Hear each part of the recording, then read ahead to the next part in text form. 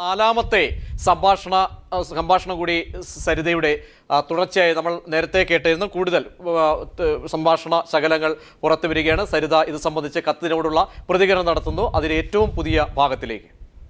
നിയമപരമായ നടപടിക്ക് പോകുമെന്ന് സരിത ഇപ്പം പറയുന്നു. സരിത എപ്പോഴും പറയുന്നതാണ് ഞാൻ ആർക്കെതിരെയാണ് ഞാൻ നടപടിക്ക് പോവാത്തത് അതൊന്ന് പറയൂ. PC ജോർജ് ചാനൽ ചർച്ചയിൽ നിങ്ങൾ വേശിയാണെന്നും മോശപ്പെട്ട സ്ത്രീയാണെന്നും പറഞ്ഞപ്പോഴും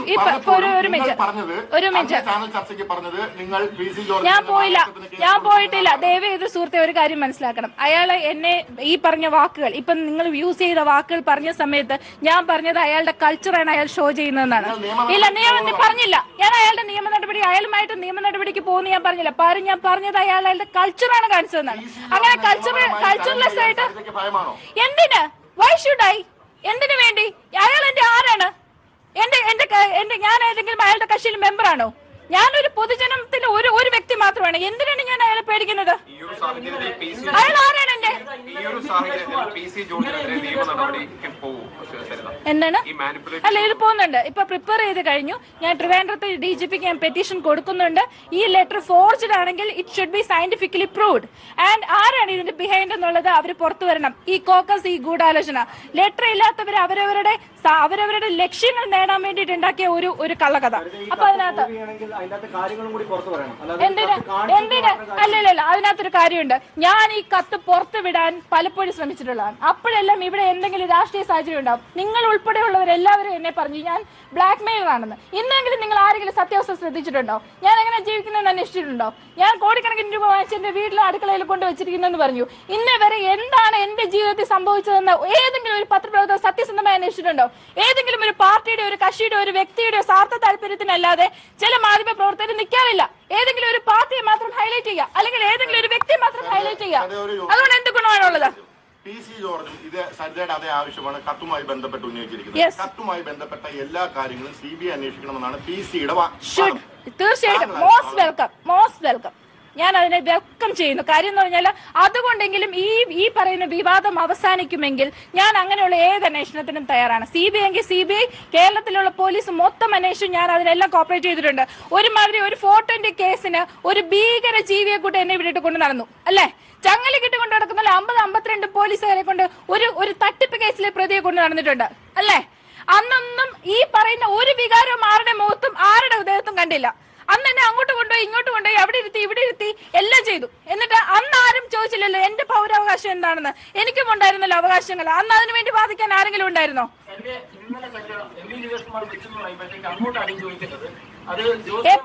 എപ്പോൾ മിസ്റ്റർ ഒരു കാര്യം മനസ്സിലാക്കണം. ഇന്നലെ അയാൾ നികേഷ് കുമാറെ വിളിച്ചില്ല. ഇന്നലെ വിളിച്ചിട്ടില്ല.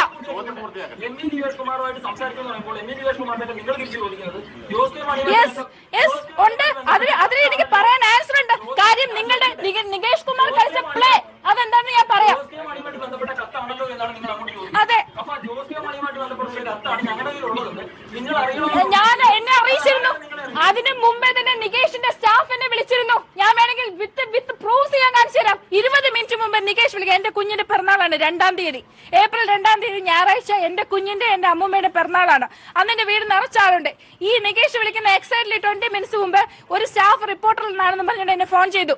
അയാളുടെ കയ്യിൽ എന്റെ കത്തെന്ന് പറഞ്ഞൊരു കത്ത് കിട്ടിയിട്ടുണ്ടെന്ന് പറഞ്ഞു. അപ്പം അതിനകത്ത് ഞാൻ ചോദിച്ചു എന്റെ കത്ത് ഞാൻ പുറത്തു വിട്ടിട്ടില്ലല്ലോ എന്ന് പറഞ്ഞു. അല്ല, എന്റെ കത്തിന്റെ കോപ്പി ചില കഷ്ണങ്ങൾ, ചില ഭാഗങ്ങൾ ഞങ്ങൾക്ക് കിട്ടിയിട്ടുണ്ട്. അതിനകത്ത് ജോസ് കെ മാണിയെ പറ്റിയിട്ട് എഴുതിയിട്ടുണ്ടെന്ന് ചോദിച്ചു. അപ്പൊ ജോസ് കെ മാണിയെ പറ്റി ലെറ്ററോ? ഞാൻ അങ്ങനെ ഒരു ലെറ്റർ എഴുതിയിട്ടില്ല എന്ന് പറഞ്ഞു. അല്ല, പിന്നെ വിളിക്കാം എന്ന് പറഞ്ഞ് കട്ട് ചെയ്തു. അതിനുശേഷം 20 മിനിറ്റ്സ് കഴിഞ്ഞ് വിളിച്ച നികേഷിനോട് ഞാൻ ഒബ്വിയസ്ലി ഏത് സ്ത്രീ ചോദിക്കുന്ന പോലെ ഒരു ചോദ്യം ചോദിച്ചു, നീ ഏതാണ് ജോസ് കെ മാണിയുടെ ലെറ്ററോ എന്ന്. അപ്പൊ നിങ്ങൾ കളിച്ച കളി, നിങ്ങൾ കളിച്ച ഡ്രാമ, അതിനാണ് നിങ്ങൾ ആൻസർ പറയേണ്ടത്. അതെന്താണ്? അത് വേണ്ട. ആ ഡ്രാമയ്ക്ക് ആൻസർ പറഞ്ഞിട്ട് ഇതിന് ഉത്തരം പറയാം.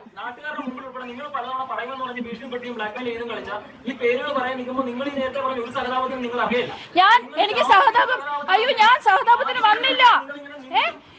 ഞാൻ സഹതാപത്തിന് വന്നില്ല. ഞാൻ സഹതാപത്തിന് വന്നില്ലല്ലോ സുഹൃത്തെ.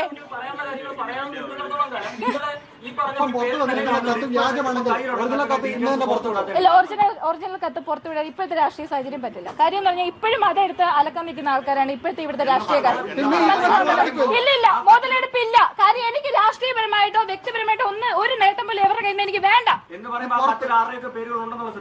പേരുകളില്ല, എന്റെ വ്യക്തി ജീവിതത്തിൽ സംഭവിച്ച വിഷയങ്ങളുണ്ട്. അതൊരു പക്ഷേ രാഷ്ട്രീയപരമായിട്ട് കോളിളക്കം ഉണ്ടാക്കാം ഇപ്പോഴത്തെ രീതിയിൽ പോലെ. അത് ചിലപ്പോൾ ഇടതുവശത്തായിരിക്കാം, വലതുവശത്തായിരിക്കാം, വാട്ട് എവർ മേ ബി. അതിപ്പോ പുറത്ത് വിട്ട ഒരു രാഷ്ട്രീയ പാർട്ടിക്കും ഒരു രാഷ്ട്രീയ നേട്ടവും വ്യക്തിപരമായ നേട്ടം ഉണ്ടാക്കാൻ ഞാൻ ആഗ്രഹിക്കുന്നില്ല. ഞാൻ നിങ്ങളുടെ അടുത്ത് സംസാരിക്കുന്നില്ല.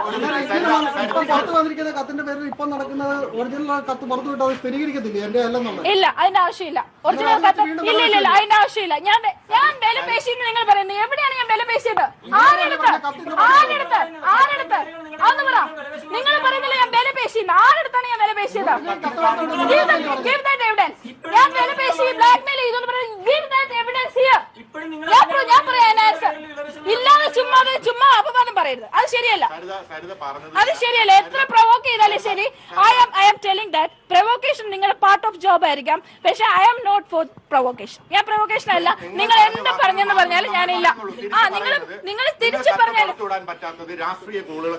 അതെ, രാഷ്ട്രീയ കോളിളക്കം ഉണ്ടാവും. രാഷ്ട്രീയ കോളിളക്കത്തിൽ നിങ്ങൾ ചില ലാഭങ്ങൾ ഉണ്ടാക്കാൻ എന്ത് ലാഭം എന്നൊന്ന് പുറത്ത് പറയൂ. എന്ത് ലാഭം? ഒരു കാര്യം പറയൂ. 8 മാസം ജയിലിൽ ബെയിൽ കെട്ടാതെ നടന്നു. അതാണോ എന്റെ ലാഭം? ഇന്നും ഓരോരുത്തടത്തും ഞാൻ കഷ്ടപ്പെട്ടും ഓരോ ചാനലിലും അവിടെയും എവിടെയും ജോലി ചെയ്ത് ഞാൻ സമ്പാദിക്കുന്നു. അതാണോ എന്റെ ലാഭം? ഇന്നും വാടക വീട്ടിൽ കഴിയുന്നു. അതാണോ ലാഭം? എന്താണ് എന്റെ ലാഭം? എന്റെ ലാഭം? ഒരു ലാഭമില്ല. ഒരു കാര്യം ഞാൻ പറയാം, നിങ്ങളുടെ രാഷ്ട്രീയ താല്പര്യത്തിന് വേണ്ടി എന്നെ ബലിയാടാക്കരുത്. അതാണ് ഞാൻ പറഞ്ഞത്. നിങ്ങളുടെ പറ്റില്ല. ആയിക്കോട്ടെ, കേരളം എന്ത് വേണമെങ്കിലും ധരിച്ചോട്ടെ. ഒരു സ്ത്രീ എന്നുള്ള നിലയ്ക്ക് ഞാൻ എന്റെ സുരക്ഷ മാത്രമേ നോക്കാൻ ഉദ്ദേശിക്കുന്നുള്ളൂ. ഇത് വേറെ ഒരു വിഷയമില്ല. ഇല്ല, ഞാൻ പറയുന്നില്ല. ഇന്നലെ വന്ന കത്തിന്റെ ആ ഒരു വ്യാജമാണ് എന്ന് മനസ്സിലാക്കിക്കൊണ്ട് DGPക്ക് പരാതി കൊടുക്കും. ജോർജിനെതിരെ നിയമ നടപടി സ്വീകരിക്കും. തീർച്ചയായിട്ടും ജോർജിനെതിരെ എന്നല്ല. അതായത് ഈ മാധ്യമങ്ങളിൽ ജോർജാണ് കൊടുത്തതെന്ന് എന്റെ എവിഡൻസ് ഇല്ല. Am I right? അതായത് ഇപ്പൊ വന്നിരിക്കുന്നതിന്റെ ഓരോ വാക്കുകളും അത് പ്രതികരിക്കുന്ന രീതിയും വെച്ചിട്ട് ജോർജിനെ എനിക്ക് സസ്പെക്ട് ചെയ്യാതിരിക്കാൻ പറ്റില്ല. And more over the incoming calls which I recorded in my phone. അതായത് പല പ്രാവശ്യമായിട്ട് ജോർജ് എന്റെ ഫോണിലേക്ക് വിളിച്ച കോളുകളും അയാളുടെ റിക്വസ്റ്റും ഡിമാൻഡ്സും വെച്ചിട്ട് നോക്കിയാൽ ഇറ്റ് ഇസ് ട്രൂ. അപ്പൊ അങ്ങനെ വിശ്വസിക്കാനാണ് എനിക്ക് താല്പര്യം. അപ്പൊ അതിനകത്ത് ഇയാൾക്ക് പങ്കുണ്ടോ എന്ന് അന്വേഷിക്കാൻ എനിക്ക് പറയാൻ പറ്റും. എങ്കിലും ജോർജ് ആണ് ഇതിന്റെ പിന്നിലെന്ന് ചെറിയൊരു വിശ്വാസമുണ്ട്. ചെറുതല്ലാത്ത ഒരു 80% വിശ്വാസമുണ്ട്. ബട്ട് ബാക്കിയുള്ളത്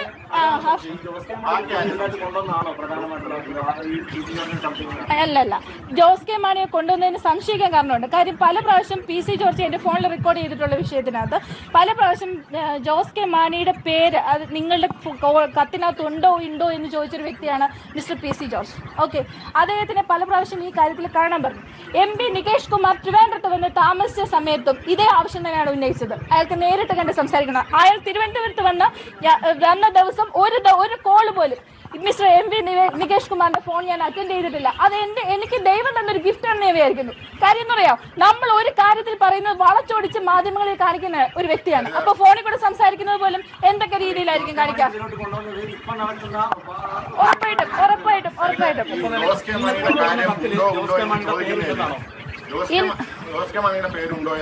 അല്ല, ഞാൻ പറയാം. ആക്ച്വലി ഞാൻ പറയാം,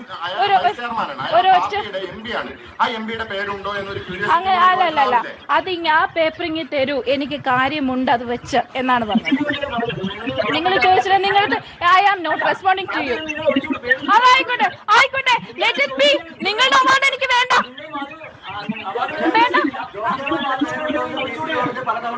അതെ, വിളിച്ചു ചോദിച്ചിട്ടുണ്ട്. ആ പേപ്പർ കൊണ്ട് അത്യാവശ്യമുണ്ടെന്ന് പറഞ്ഞു. ഇല്ല എന്ന് പറഞ്ഞ് അയാൾ പിൻവാങ്ങിയിട്ടുണ്ട്. പല പ്രാവശ്യം ഞാൻ അയാളെ കണ്ടു. പക്ഷെ ഒരു പ്രാവശ്യം ഞാൻ അയാളെ കണ്ടു. പല പ്രാവശ്യം അയാളുടെ ഫോൺ ഞാൻ അറ്റൻഡ് ചെയ്തിട്ടുണ്ട്. അയാളുടെ മിസ് കോൾസ് വന്നപ്പോൾ 2-3 നമ്പറിൽ നിന്ന് വേറെ വന്നപ്പോൾ അറിയാതെ തിരിച്ചെടുത്തിട്ടുണ്ട്.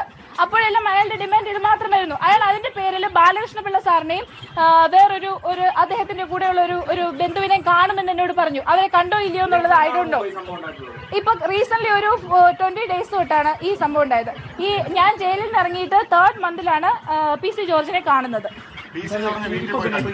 കണ്ടിരുന്നു. അതാണ് ഞാൻ പറഞ്ഞത്. ഇല്ല, ഞാൻ കത്തും കൊണ്ടല്ല പോയത്. എന്നെ വിളിപ്പിച്ചത് ഒരു കോൺഗ്രസിലെ തന്നെ ഒരു ഘടകകക്ഷിയുടെ ഒരു നേതാവാണ് എന്നെ വിളിച്ചോണ്ട് പോയത്. അദ്ദേഹത്തിന് അവരുടെ വാക്കുകൾ എനിക്ക് തട്ടാൻ പറ്റാത്തതുകൊണ്ടും പല സാഹചര്യങ്ങളിലും എന്നെ അവർ ഹെൽപ്പ് ചെയ്തിട്ടുള്ളത് കൊണ്ടും ഞാൻ അദ്ദേഹത്തിനോടൊപ്പം പോയി. പോയ സമയത്ത് എന്നോട് 1-2 കാര്യങ്ങൾ ചോദിക്കട്ടെ എന്ന് ചോദിച്ചതിന് അയാളുടെ ബെനിഫിറ്റ് സൈഡിലോട്ട് ഉള്ള ക്വസ്റ്റ്യൻസ് ആയതുകൊണ്ട് ഞാൻ അതിന് ആൻസർ പറഞ്ഞില്ല. എനിക്ക് അതിനോട്ട് ഇൻട്രസ്റ്റ് ഇല്ല എന്ന് ഞാൻ പറഞ്ഞു.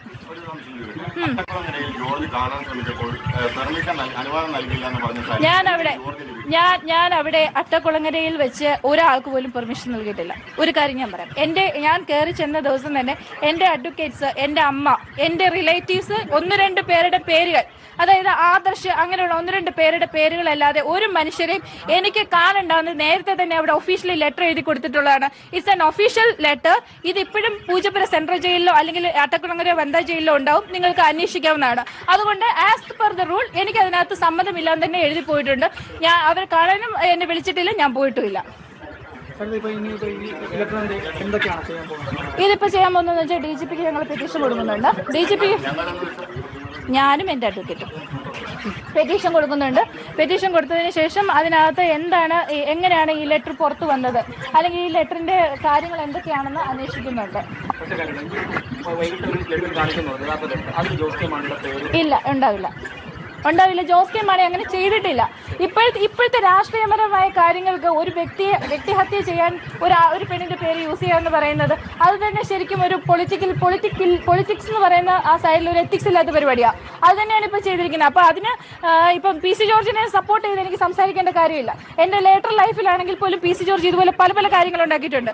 അന്നത്തെ ബ്ലാക്ക് മെയിലിംഗിൽ അന്നും വീണിട്ടില്ല, ഇന്നും വീഴാൻ ഉദ്ദേശിക്കുന്നില്ല. അത്രേ ഉള്ളൂ. ഞാൻ ഒരു കാര്യം പറയട്ടെ, ഒരാൾ കുറ്റം ചെയ്തിട്ടുണ്ടെങ്കിൽ അയാളെ കുത്തിക്കൊല്ലുന്നതിന് ഒരു അന്തസ്സുണ്ട്. കുറ്റം ചെയ്യാത്ത ഒരാളെ നിങ്ങൾ കുത്തെന്ന് പറഞ്ഞ് കുത്താൻ എന്നെ കൊണ്ട് പറ്റില്ല. ഒരാൾ ചെയ്തിട്ടുണ്ടെങ്കിൽ ചെയ്തു എന്ന് പറയാം. ചെയ്യാത്ത കുറ്റത്തിനെ എന്നെ കൊണ്ട് കുത്തിക്കാൻ നോക്കിയാൽ നടക്കില്ല. എനിക്കറിയില്ല. അയാൾ ചെയ്തിട്ടുണ്ടെങ്കിൽ ഞാൻ പറഞ്ഞാൽ പോരെ. സുഹൃത്തെ, സുഹൃത്ത് എന്നോട് ഫോണിൽ സംസാരിച്ചു, നിങ്ങൾ എന്നോട് മോശമായി സംസാരിച്ചെങ്കിൽ ഞാൻ മോശമായി സംസാരിച്ചെന്ന് പറഞ്ഞാൽ പോരെ. നിങ്ങൾ വിളിക്കുന്ന എല്ലാ കോളുകളും സഭ്യമല്ല എന്ന് ഞാൻ പറയണം നിയമമുണ്ടോ? ഞാൻ സരിത ആയതുകൊണ്ട് മാത്രം അങ്ങനെ നിയമമുണ്ടോ? ഇല്ലല്ലോ. ഈ കാണുന്ന ജനങ്ങൾ എല്ലാവരും മണ്ടറാണെന്ന് വിചാരിക്കരുത്. ഈ ജനങ്ങൾക്കും മനസ്സിലാക്കാനും ഇന്റർപ്രിട്ടേഷൻ ശക്തിയുള്ളവരും തന്നെയാണ്. ഞാൻ അല്ലാതെ വിളിച്ചവർ ആരാണ് പറഞ്ഞത്? എന്റെ കോൾ ലിസ്റ്റിനകത്ത് കണ്ട ലിസ്റ്റുകളെല്ലാം എടുത്തു വെച്ച് ഇവരെല്ലാം വിളിക്കുന്നത് അസഭ്യമാണെന്ന് പറഞ്ഞു പരത്തിയത് ഞാനാണോ? എന്റെ ഒരു ഒറ്റ ക്വസ്റ്റ്യൻ അതാണ്. ഒരു സ്ത്രീയെ ഒരു പുരുഷൻ വിളിച്ചാൽ ഉടനെ അതെല്ലാം അസഭ്യമാണോ? എന്നാൽ പിന്നെ എത്ര മണിക്കൂറുകളാണ് ഓരോരുത്തരും എല്ലാവരും വിളിച്ച് ഓരോ കാര്യങ്ങൾ ചോദിക്കുന്നത്? അതെല്ലാം അസഭ്യമാണോ? ഒരു ഒഫീഷ്യൽ ടോക്ക് അത് അസഭ്യമാവുമോ?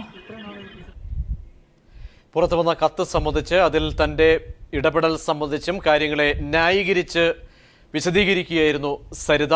PC ജോർജിലേക്ക് സംശയത്തിൻ്റെ നിഴലുകൾ, PC ജോർജിൻ്റെ കളിയാണ് ഈ കാര്യങ്ങളിലൊക്കെ തന്നെ. അതിലെ കത്ത് പുറത്തു വന്ന സാഹചര്യത്തിന് പിന്നിലും PC ജോർജ് ആണ് എന്ന സൂചനയാണ് സരിതയും നൽകുന്നത്.